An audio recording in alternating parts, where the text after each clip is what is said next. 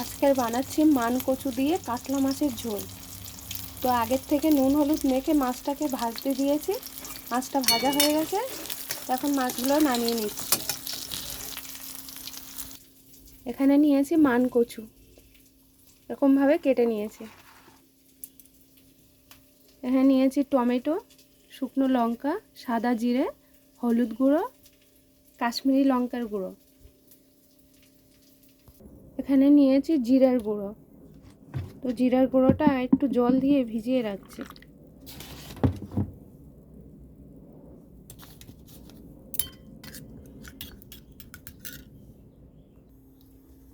তো এখানে সরষের তেলটা মাছটা ভেজে নিয়েছি। তো ওই মাছ ভাজার তেলের মধ্যে আমি এখন দিয়ে দিচ্ছি শুকনো লঙ্কা,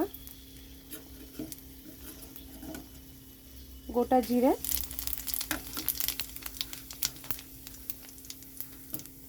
আমি এখানে কাঁচা লঙ্কা দেব না। কচু তরকারিতে সবসময় শুকনো লঙ্কা দিলেই টেস্টি হয়, তাই জন্য একটু বেশি করে শুকনো লঙ্কা দিয়ে দিয়েছি। আপনারা চাইলে কম দিতে পারেন।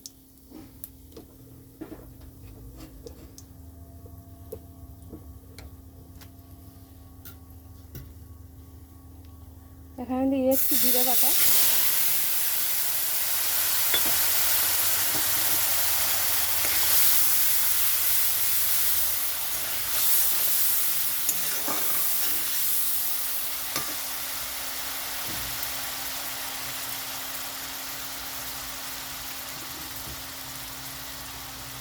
এখানে আমি পরিমাণ মতো নুন দিয়ে দিচ্ছি,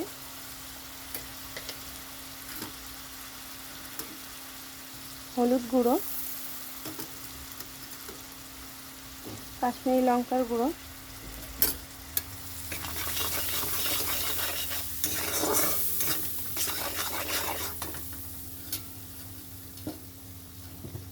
টমেটোগুলো দিয়ে দিচ্ছি।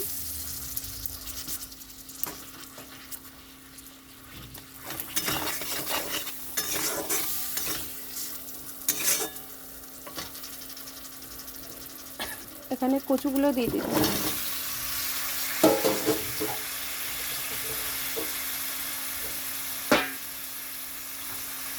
এখন এটা ভালো করে কষাবো।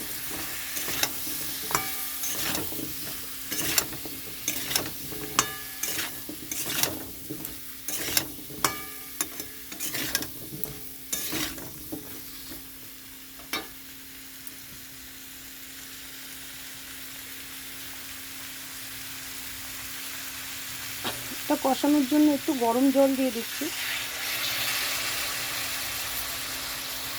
কচু রান্নার সময় সবসময় গরম জল ব্যবহার করবেন, ঠান্ডা জল দেবেন না।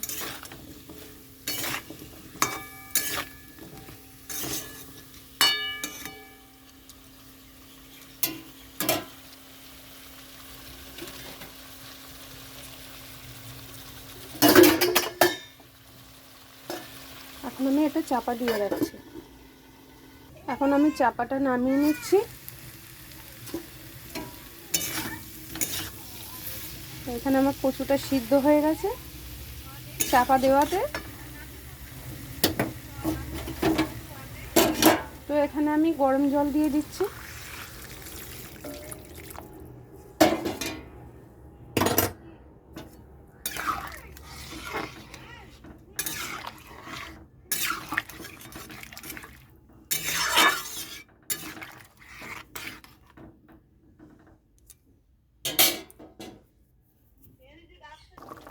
এখন আমি এখানে মাছগুলো দিয়ে দিচ্ছি।